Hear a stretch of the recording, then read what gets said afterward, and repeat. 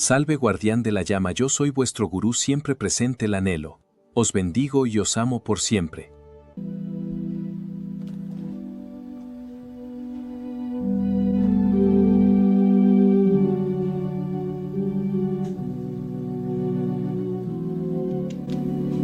Good afternoon, friends of the light that never fails. Our program this year will be a little different than in previous years. We are not going to give you our welcome until tonight. Isn't that nice?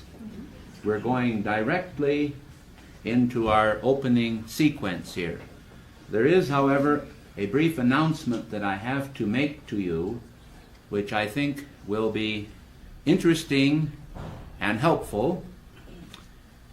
It is to tell you that we have with us in the building now a very important man from India.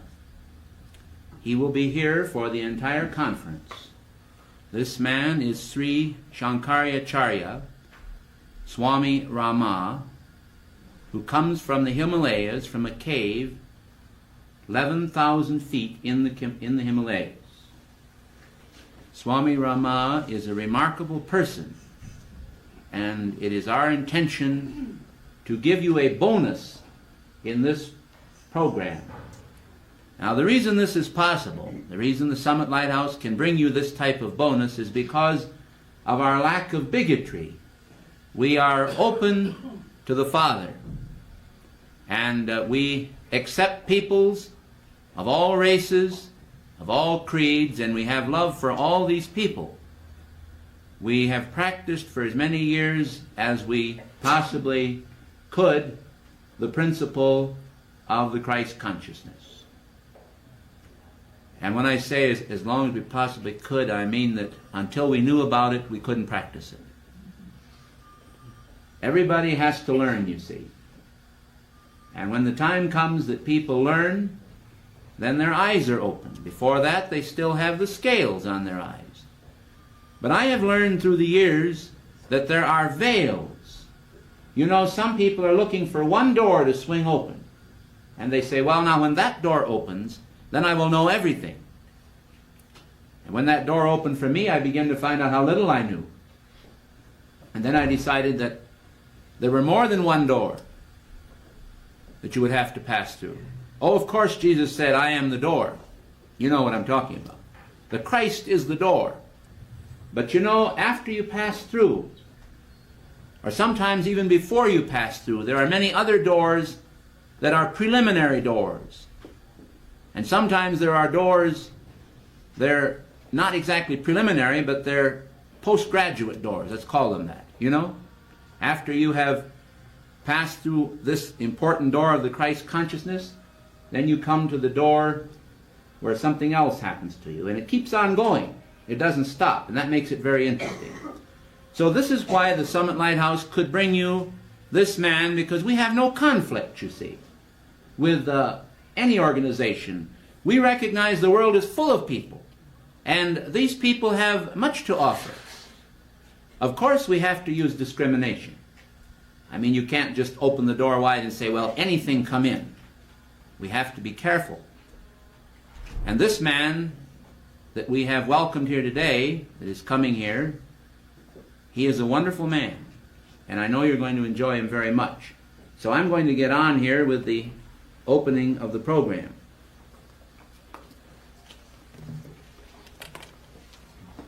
I think there's a program here somewhere. Well, I'll leave that. That's all right. Well, okay. I want to just briefly go over the program with you.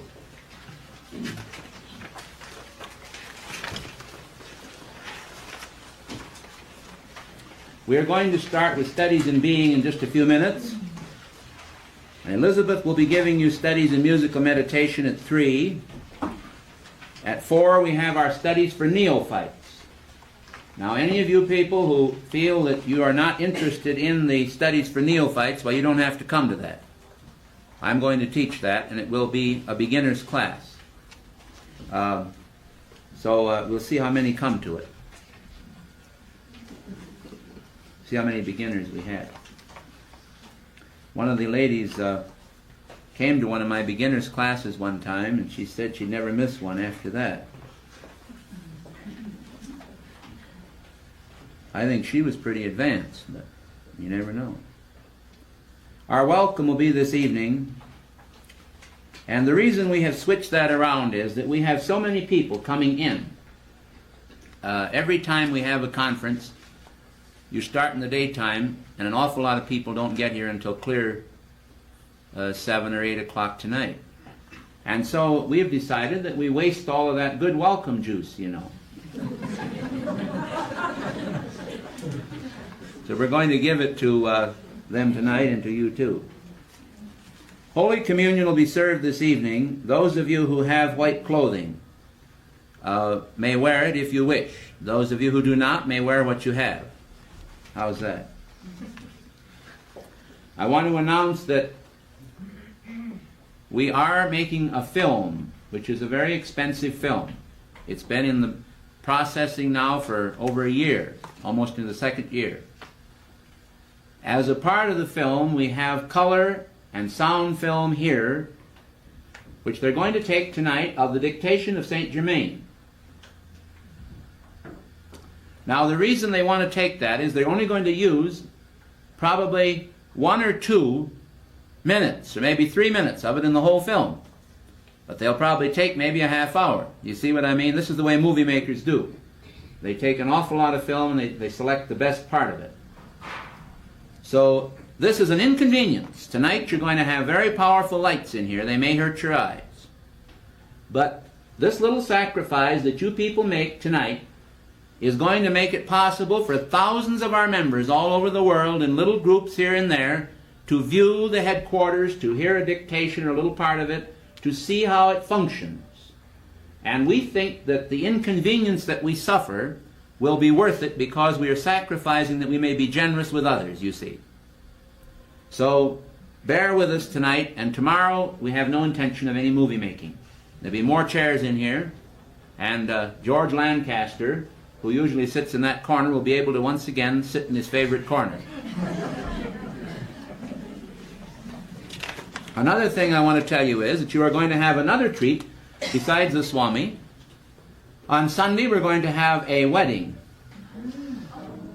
A Summit Lighthouse wedding performed here. 2 of our staff members are going to get married to each other. Then I guess that's the proper thing to do. They're very lovely people. And they were brought together by St. Germain. The young lady herself was not here at all, but Michael Wilson was. And so Michael Wilson is going to marry Mary Jean Donner on Sunday at 5 o'clock, and you're all invited. How do you like that? So we've got a lot of treats. In addition, we may even have treatments for you, who knows? Tomorrow,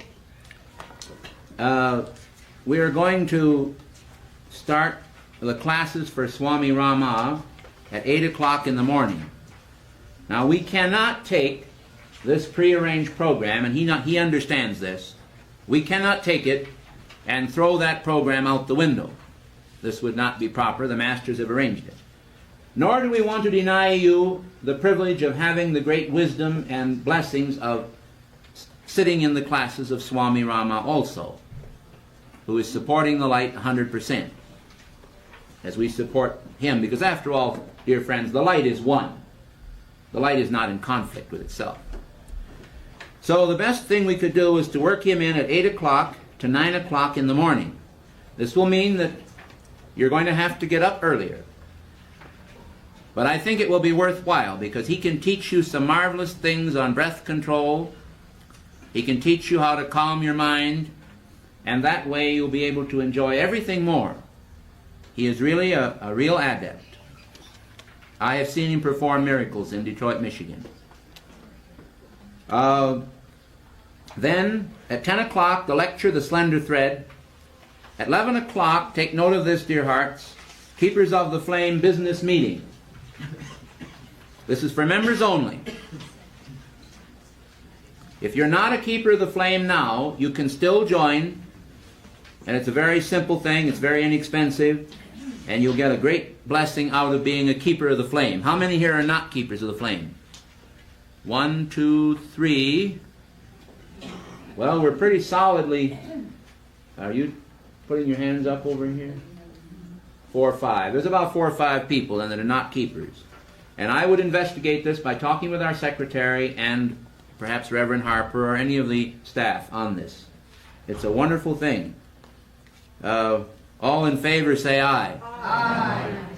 You're reading Saturday's program. You mean Fridays? You need to be reading Fridays? I'm very sorry. Because of this new format, I did start on Fridays, on Saturdays. I'll take Fridays right now.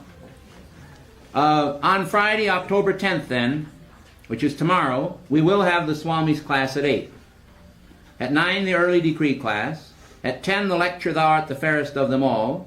And at 11 o'clock, the dictation of the Angel Deva of the Jade Temple. There will be then 2 hours, no, there won't be 2 hours, there'll be probably 1 hour break, a very short break for lunch tomorrow. Then, at 1 o'clock, a violet flame, intensive preparation, the art of practical transmutation. We're going to show you a few things on intensifying the violet flame. This will help you through the whole conference. At 2:30 p.m. tomorrow, we are going to lecture on the lure of the wild. It's a study in obsession. This is a particular lesson that some people may not like because we're going to have to go into some very deep aspects of the mind. And we're going to have to show you some of the problems that are existing in the world today and how they can be cured and how you can protect yourselves against forces that some of you may not even know about. It will be more or less a study in insanity and in abnormal states of consciousness. Now, I assure you that in the opinion of the brothers, of the masters, this is important for everyone. I hope that you have a strong stomach. But I want to assure you of this, that I will be very careful to try to soft pedal any of the aspects that I feel would disturb anyone. But at the same time, if I'm going to give you anything that will help you, I'm going to have to come out and tell you what the score is. This will be quite an interesting lecture. At 4 o'clock following it, to take all the sting out of it and restore us all to our perfect balance, Kuan Yin will come in, the goddess of mercy, and pour the drops of her healing mercy over everybody. And we hope over the world. In the evening we have the great divine director, the Prince of the House of Rikazi. Then on Saturday, I'm sorry about that, the slender thread, the Keepers of the Flame is on Saturday. The Keepers Harvest Luncheon. Tickets are available for this, and they're for Keepers of the Flame only. Keepers Dictation is sandwiched right in between there. And 4 o'clock we reopen to those who are not keepers with a lecture, The Meaning of Knighthood. 7 p.m. the lecture, The World in Peril, Its Cause and Cure. And at 8 a dictation by beloved Chamuel, the Archangel of Love. Now on Sunday, the closing day, we will again, on every day, we're going to have the Swami on at 8 o'clock. And I have considered, for those of you who sit in his classes at 8 o'clock, that if you like his classes well enough, which I think you will, we may go to having a little class after the whole service is over each day. To give you the benefit, you see. Those that want to stay for that will be able to. These will be announced specially. 9 o'clock on Sunday, then, we'll have decrees for freedom and progress into the Golden Age. At 10 o'clock, the Odyssey of the South. This will show you advanced work. Dictation from beloved Master El Moria. 2 o'clock, studies on the Great Pyramid. And at 3, we're going to be treated to seeing the slides of the Holy Land taken by Reverend Larry Schwartz, Unity Minister from Tucson, Arizona. We're very happy to have Reverend Schwartz with us also. He's an old friend and loves the light and is doing a great deal down in Tucson and through Arizona to try to promote goodwill and peace on earth, I'm sure. At 4 o'clock, freedom from density. You can travel on wings of light. We are going to then deal at 4 o'clock on Sunday with various methods of changing your consciousness and even your physical body and affecting yourselves so that you'll be able to enjoy yourself a little more in this world, in this universe, by understanding how you can escape from the bondage of the body and the various states of consciousness which actually sometimes cause us all great distress. And then, in accordance with the mottos of the Boy Scouts, be prepared. 7 o'clock we will lecture on be prepared. And the final dictation on Sunday night will be from beloved Sanat Kumara, the hierarch of Venus, and his daughter, the Lady Master Meta. This will be a double dictation to close the conference. So we've covered that subject now. I've made my extra announcements here.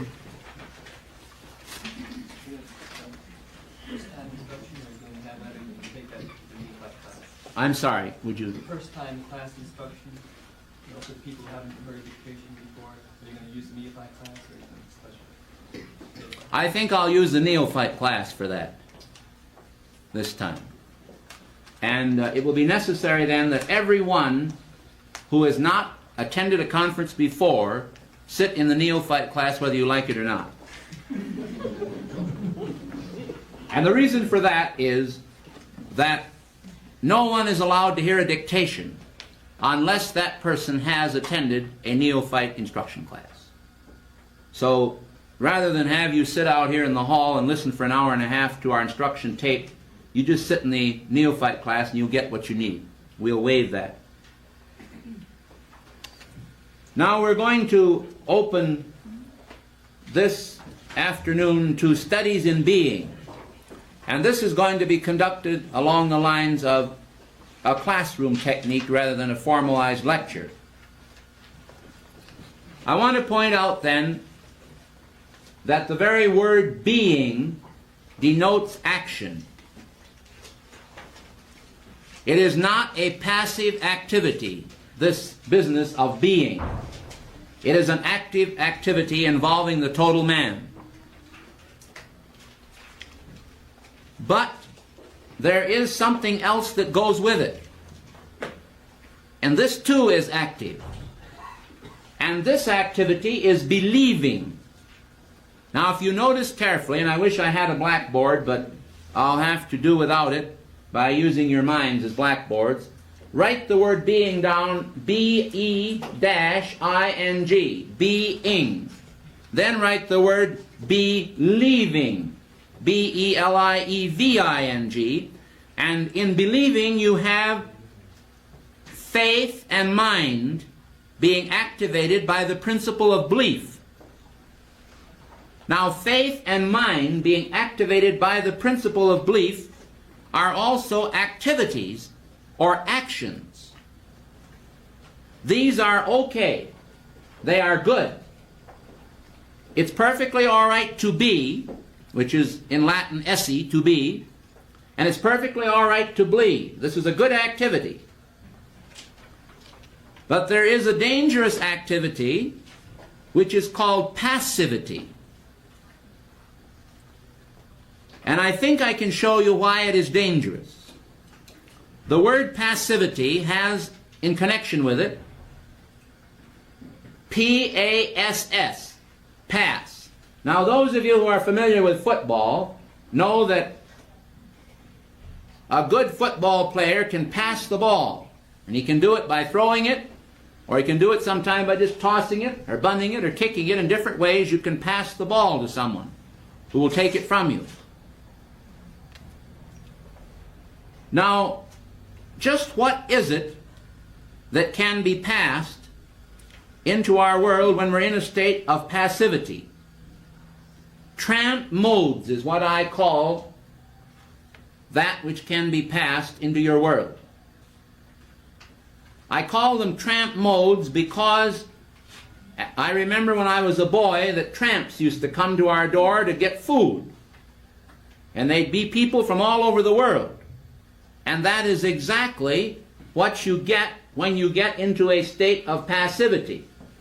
If you just sit in a room and don't think of anything, or you're sort of in a state of inertia, this state of inertia invites tramp thoughts or tramp modes to pass through your mind. And here's the strange thing about these modes. Modes, states of mind.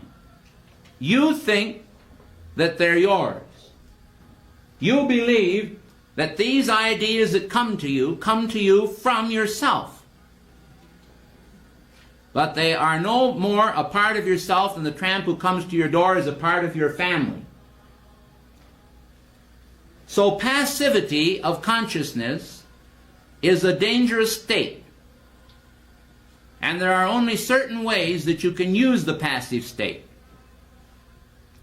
You can use the passive state if you know what to do, but I'm not going to get into that right now. I'm simply going to tell you that being should be active, and belief should be active. If you believe in God or you believe in the Masters, it should be an active belief. It should be motivating. It should move you. Because if it doesn't move you, you might as well not even believe. Do you see that? What is the purpose of believing anyway? The purpose of believing is so that we can be activated and improved. Now, you're not going to be improved just by reading something and say, well, yes, I believe that's true. See, this is nothing. When we say, I believe this is true, I think this is right, unless we ratify our belief, it's like exercising your right to vote. Unless we ratify our belief, we haven't accomplished anything with it at all. It becomes more or less a tramp thought from ourselves, passing through our mind. It doesn't do anything for us. And we are interested in this class in learning how to master ourselves. We would like to see every person that comes to this class go away from this class not only a better person, but a much better person. And this relates to the statement that God made in the Genesis, where he says, in the beginning, the Lord God created, and then it says, he saw the creation which he had made, and it wasn't just good. It was very good. And this is exactly what we want to see happen here. And it's not a case of a goodiness, a sort of a ushy-gushy sort of goodiness, you know, as people say, the kind that makes people think that you're so wonderful. It's the kind that is derived from your source. And I would like then this afternoon to have you stop for just a moment and think. Who is your source? Your source is God, you say. Metaphysically, we come to the idea of God and we say, oh yes, this is God. He created everything. But we are not very enthusiastic about it. That is, we are not enthusiastic enough to really change our way of life, our thoughts.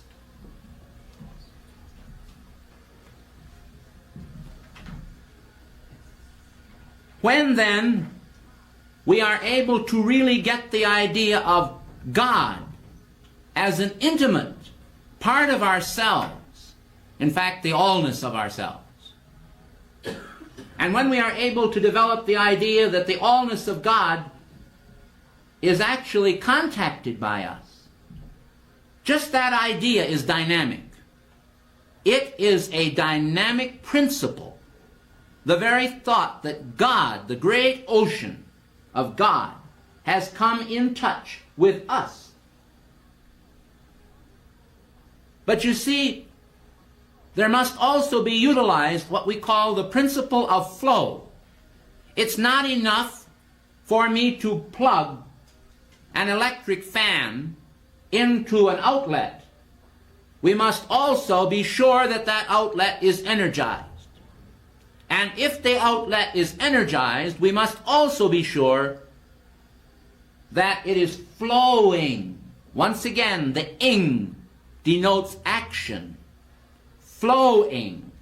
So when we sit back and we say, oh, it's wonderful, God is. It's wonderful, I am.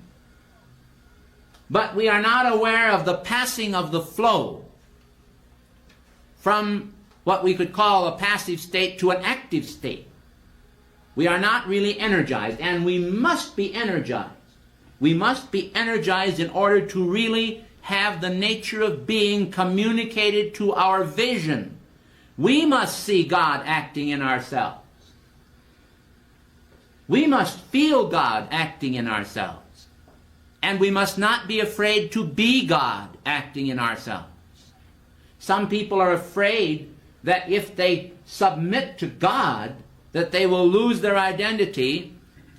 It's almost like a little solitary swimmer diving into the ocean. He feels in diving into this ocean, especially if he can't swim, he feels that he may drown. And I think some people feel that they may drown in God. They don't realize that this would be a good thing if they did. You see, they want to preserve that identity. And Jesus himself gave the key so very beautifully. He says, he who seeks to save his life, he shall lose it.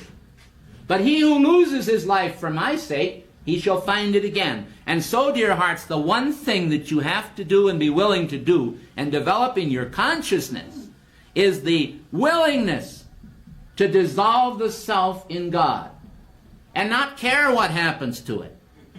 This is the whole trouble. We care so much about what happens to ourselves. But should we fear throwing ourselves into the ocean of God? Should we really fear? Well, most of you would say, why no, not really. So let's then develop the consciousness of being as the active principle of God, and belief as the active principle of faith in God. You see, the one activates the total man, being activates the total man, and faith activates the mind and heart.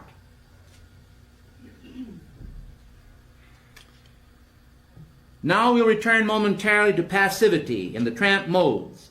All of these tramp modes are controls. Controls of ourselves by other forces which seek to control ourselves. You don't probably realize that, but let's take the opium smoker in China who is in a state of stupor. Now an adept, a great yogi, a great master teacher, he spends years and years and years to learn how to leave the body, how to open the spiritual eye, and how to do all these things. But the opium smoker, all he has to do is have instant evolution and just smoke his little pipe, and he can exit the body, you see, and be floating around in the atmosphere.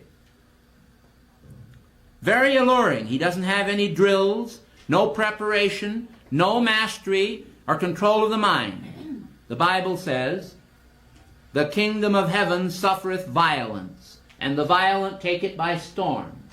This is what the opium smoker does. He takes it by storm. And so he opens up centers in his body without any degree of discipline or self-control. And then in comes the forces of darkness into those centers, and the man himself eventually becomes a control. He is controlled. He controls and he is controlled. And the first thing you know, in these opium sleeps, he's floating around and seeing that space is no barrier.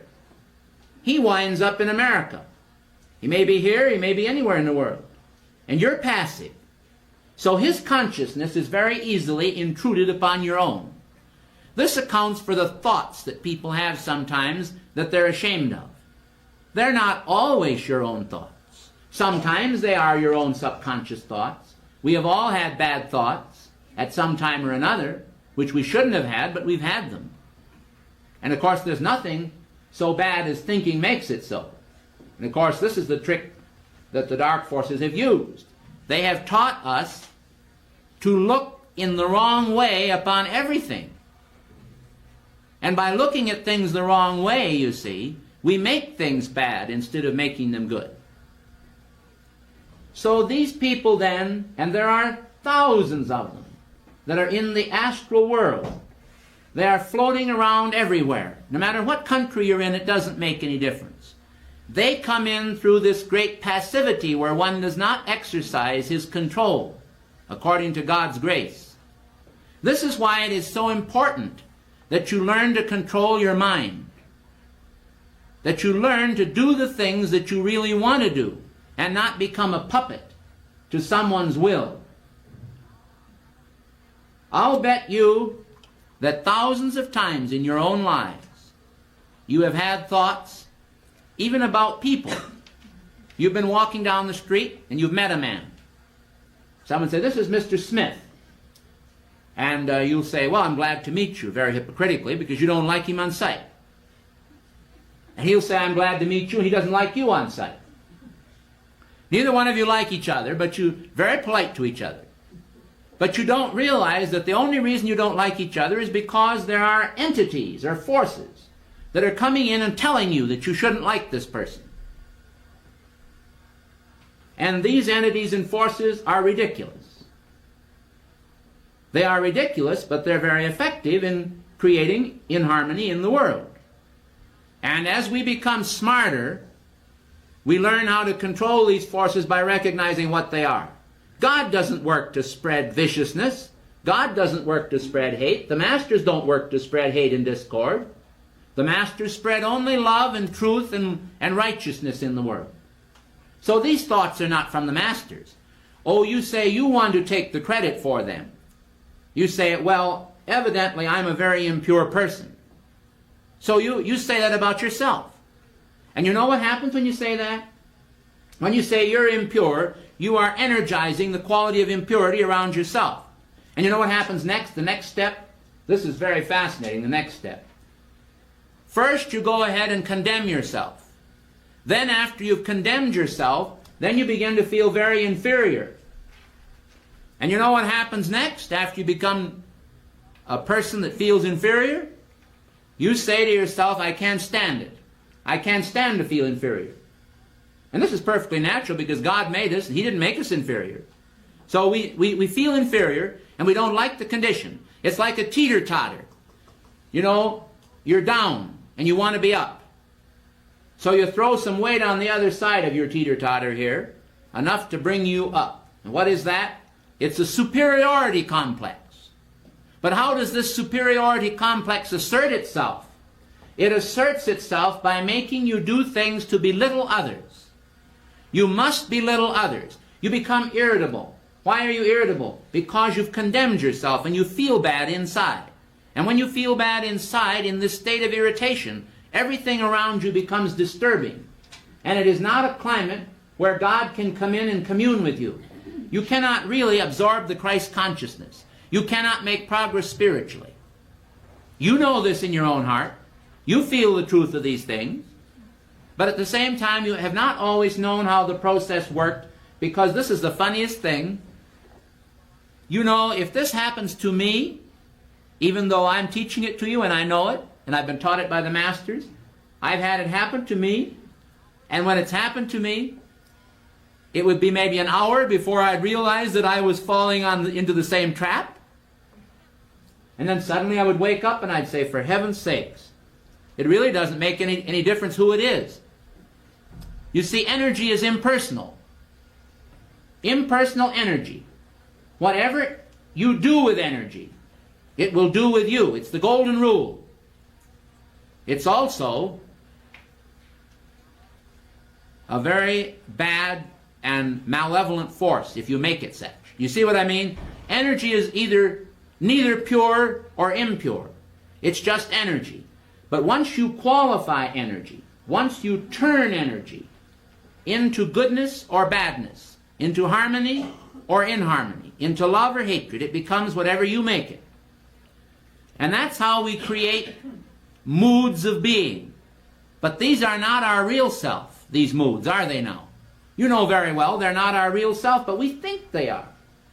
If we are caught in an ugly mood, an unhappy mood, when we're unhappy, if someone contacts us, and this is very unfortunate for them, if they contact us when we are unhappy, we may not react properly to them, you see. And that's why this study in being is important. Because while you may forget part of it, you'll probably do just like I do. sooner or later you'll learn to develop the habit of catching it before it's too late. The minute you start to condemn yourself, begin to turn within and analyze the whole situation quickly. And you can easily decide that if it's something you did in the past that you're a little sorry for and you're condemning yourself for, well, you obviously can't recall the past, can you? If you've done a deed. Now, if you walked out of a grocery store with an extra $1 that someone gave you, you've got that $1 in your purse and you know that it was $1 too much in change, you can go back and give them the $1 back, can't you? But if you poisoned their pet cat and the cat's dead, you can't do very much, can you? What I'm trying to say is there's some things you can remedy and some things you can't. Now, if it's within your means to make restitution, I would do it by all means. But if you cannot make restitution, then do it by a karma yoga type of action where you do something good to the universe to make up for it. Ask God to give you forgiveness. It won't even hurt if you can to ask the person to forgive you. Tell them you're sorry, you realize you made a mistake. This type of humility will never hurt you. The greatest masters have always become greater by humility. Everyone is benefited by humility, but don't let it be a false humility. Don't let it be a belittling humility. Don't let it be the kind of a humility that destroys the whole fabric of your being. Let it be a sincere humility. Mean it. But realize it's like everything else. If you fall down, you should also get up every time you fall down. For goodness sakes, if we are going to become one with God, I said one with God. If we're going to become one with God, we know very well that we're already one with God as far as He's concerned. But if we are going to realize it, the minute we realize that we're not one with God, what do we got to do? Tell ourselves it isn't so? Well, of course it isn't so, but the way we've been acting would make us to believe that it was so. So we have to reverse our action. Isn't this true? We reverse the action, and we must be willing to do it. This is really an important business in studying the being of man. What is acting in man's world? Who is acting? You see? So we come back to control. The control of others, of us, can be a directed control or it can be an unconscious control. I want to point this out to you because it's very important that you know the difference. Supposing it's an unconscious control. Supposing that I want Swiss chard so bad for dinner tonight that I can taste it. And I go to my wife and she's going to cook and she has everything else but Swiss chard. So I go up to her and I say, well, I want Swiss chard tonight. She'll say, well, I'm not having it. I'll say, well, you know, it really means a lot to me. I would like to have this vegetable. You know that I always like it. And maybe I'm not actually trying to directly control her. Do you know what I mean? I may not intend, I'm not trying to hypnotize her. I'm not trying to force her to do it. But what am I doing? I'm simply trying to influence her. And sometimes influence becomes excessive without our realization of it. And the first thing you know, we have more or less made it a mandatory thing to someone that they must do exactly what we want them to do. That is not directed, it's unconscious, but it's intensive. That's one form of control. The other form of control is directed control. We intend to do it. I want Swiss chard tonight. And if you don't cook Swiss chard tonight, I'll cut your food budget in half. Or I'll hide your fingernail file. Or I'll put pepper in your face powder. I'll do something, you know. You see, we intend to influence the other person. We're going to force the issue. That's directed control. Now, directed control is not too well liked. People resist this, don't they? But sometimes the subtle form of control, we yield to it because we want to please the other person.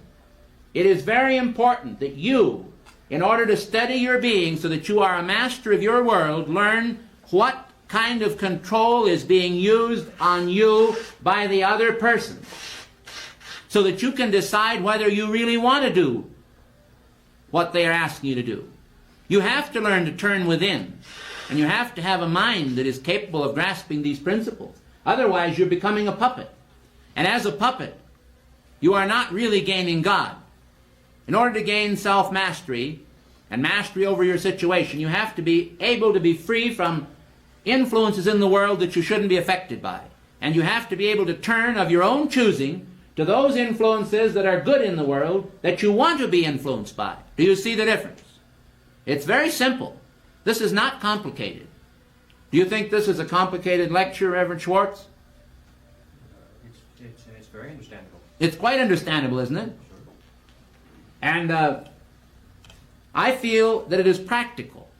And we have to give practical facts to the people in order to face the business of everyday living and attain mastery.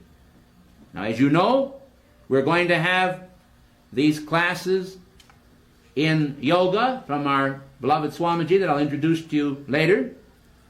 Well, what good would it be if you didn't have an understanding of all these practical things? He's going to teach you practical things. And contacting God is practical, and learning how to control yourself is practical, you see. This is what the masters want. This is the purpose of this whole conference, is that we learn how to master our worlds individually. Well, some people may say, well, I'm pretty contented just the way I am. I don't really care about all these things. Well, of course, I could say that I could easily fall into that same rut. But then I think of Grandma Moses. At 70 years old or something, she started to study painting. I don't care how old you are or how long you've been around. If you've been around too long in this world as far as embodiments go, shame on you. You should have graduated from this school before. That was real funny. I was up in California near San Francisco, and there was a man there who's a relative of one of our members that's here. And they wanted him to come over and meet me. So he had his mind all prepped up that these people had said so many good things about me that he was determined he was going to smash me to the ground. So he posed the ultimate question. He said, if you're so good, and I hadn't said that I was good, but he said it. He says, if you're so good, he says, what are you doing down here for anyway? So I said, beloved Moria, how do I answer this one? Master Moria said, very simple, just tell him that God doesn't skim off all the cream. He leaves somebody down here to teach. He leaves somebody down here to help. Well, of course, I don't feel that way. I don't feel that I'm the cream or the skim milk. That's for you to decide, and it's for God to decide, and that's true of all of us. But nevertheless, the masters are pretty clever with their answers. But it didn't win the man's attention anyway. It didn't even win. It just made me feel better. So you see, you have to be very honest in all these matters. And someday this man may find the light. There are certain forces besides words and thoughts that are used to control people. I'm going to tell you what they are. One of the things that is used to control people a great deal is our own memory. In the ancient Egyptian instructions in the inner mysteries, we called it the tablets of Mem. We won't go into that too much. But it has to do with the polarities and the way the memory is inscribed on the inner vehicle. Many of these memories should be temporary. Many of these memories should be blotted out. There's an awful lot in memory. Some of you people are worried about your memory. You say, my memory's poor.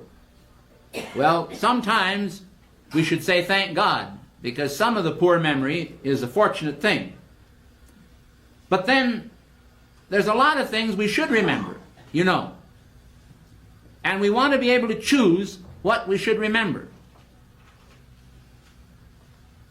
But there are many things in our memory that sometimes comes up like these tramp thoughts. Sometimes it's the tramp thoughts of people floating in the atmosphere that affects our mind, like the Rumford coil. Then again, it is the memory processes coming out of our subconscious mind.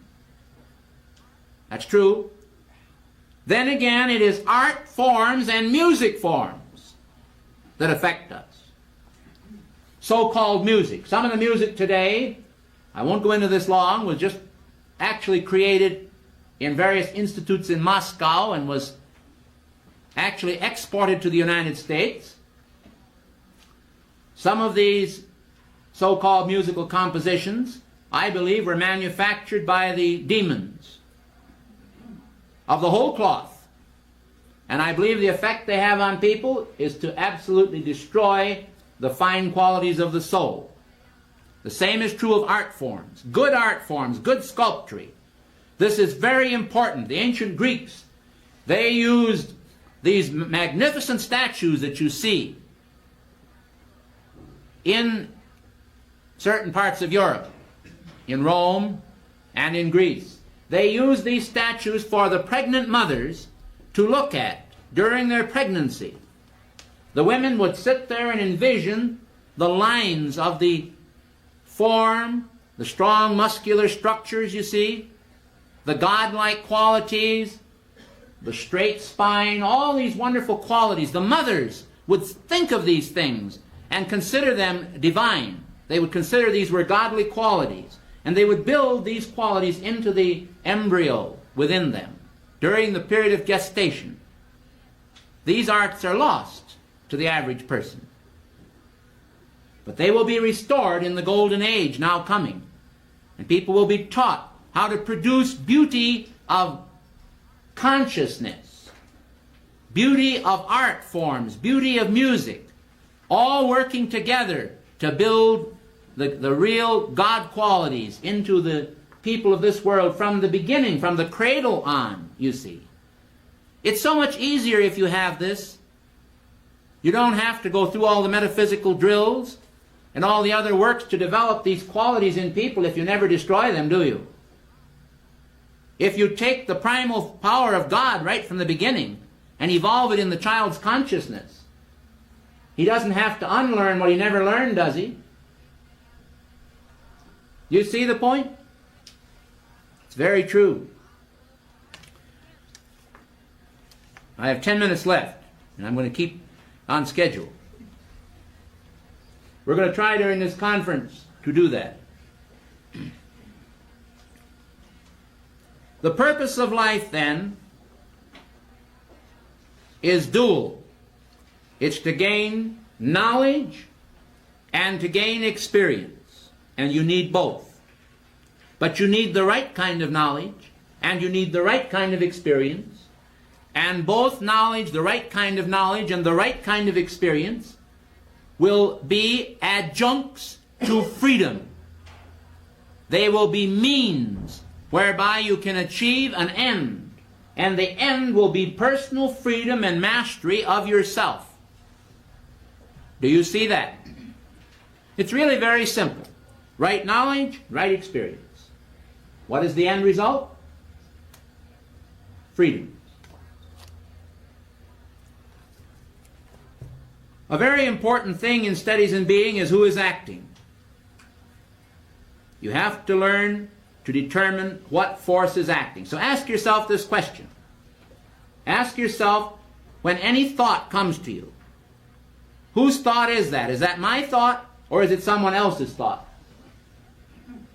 If a person is acting in dealing with you, try to determine what their motive is, briefly. Then learn to take dominion if you feel the wrong condition is acting, if the influence is not right. But don't be premature. Learn to remember one thing, that you don't have to accept an idea the minute you hear it, but you don't have to reject it either.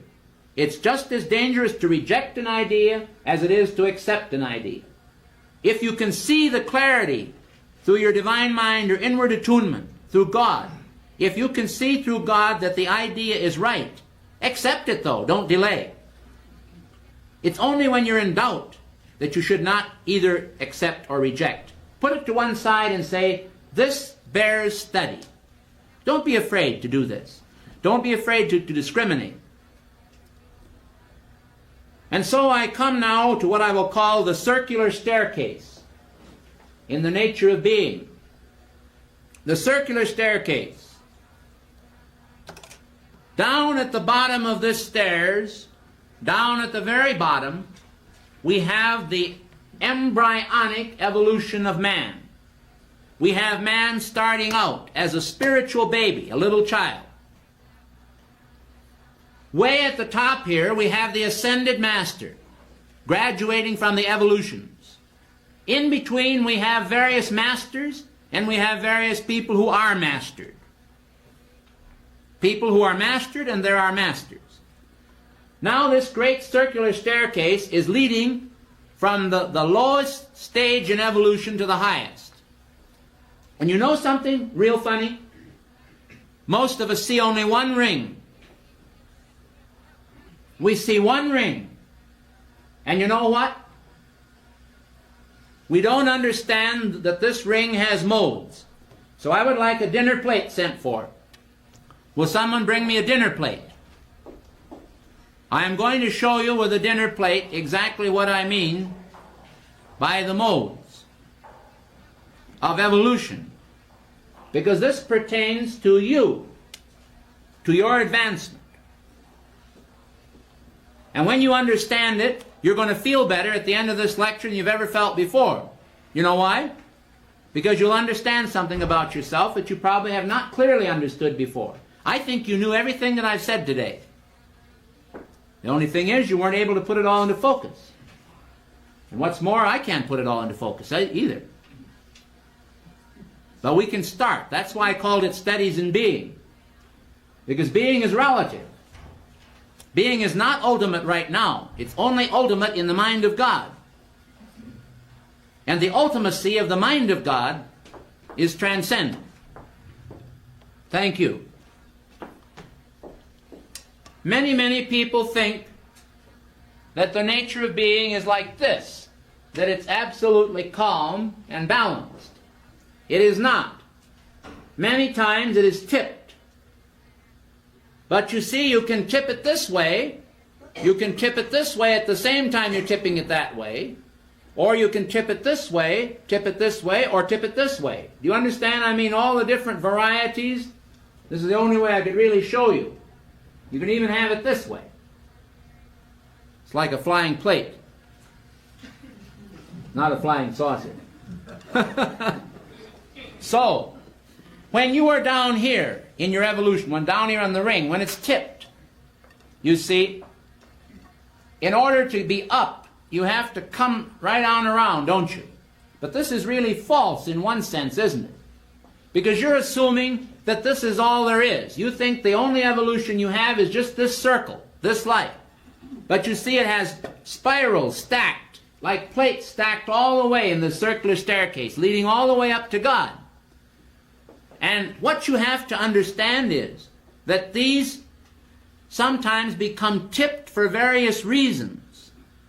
In other words, they are not normal. You do not have a perfect circle. You do not have a circle placed perfectly in space. If you did, you know how it worked? It would work as a circular staircase. It would be a spiral. One ring, and then that ring goes up, and then that ring goes up. You see, it has to tilt a little on a plane as it goes up. You see what I mean? That's the way it would go up. But it doesn't work that way.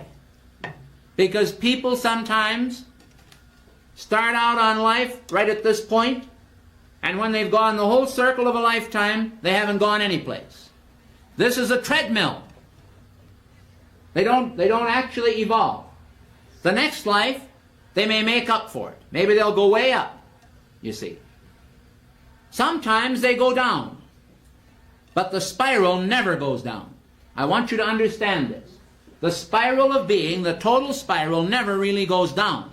It's always ascending. But what you have is a tipping that's brought about by a configuration of circumstances. Take your karma, for example. Supposing that you decide you're going to pay off all your karma in one lifetime. I knew of a man who did that. He said, "Oh God," he said, "I want to be a master. Please, let me pay off all my karma right now. I'm asking for it." Brother, he got it. He got it. It come down, all of it. Now this is all right, if that's what you want. Some people say, "Father, give me what I can bear." Jesus said, "Not my will, but thine be done." That's the way he took it. When he knelt in the garden, and he knew that on the morrow he faced the crucifixion, what did the Master say? He sweat great drops as of blood.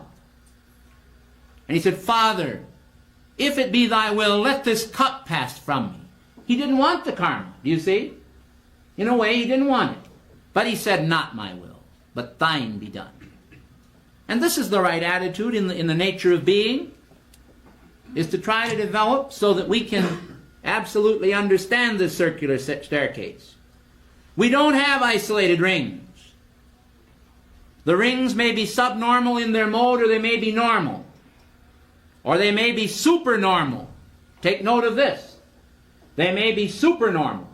Some of you people in this room have a higher evolution than others. Some of you have a lower. Some of you are so-called normal. It isn't important for me to categorize either one of you, no matter what state you're in. Or it isn't even important for you to categorize yourself. Because you have one little ingredient that I'm going to tell you about in closing. You have God-given free will. And you today, if you want to, can say, "Father, I have been running around in circles. Now I want to get down to the serious business of mastering my world. Father, I ask you to help me." And you can change. You can speed it up. You can change from a little turtle crawling along to into a hare that can bound and leap. I won't guarantee the turtle won't get there first.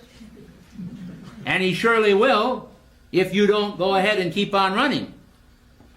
You can't be overly confident. But in this business of living, in the studies of being, you yourself are your own teacher. You can learn from others. But in the final analysis, the application of what you learn is always dependent on yourself. God bless you, and thank you very much.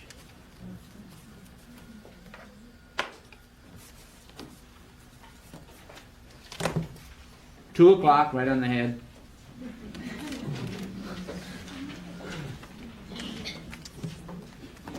We will then have Elizabeth in studies on musical meditation, a change of pace, and I'll take the plate. You see, I didn't have anything to eat. I went to the airport and picked up Swamiji and Mr. Shine. And so now I'm going to take the plate and fill it. Thank you.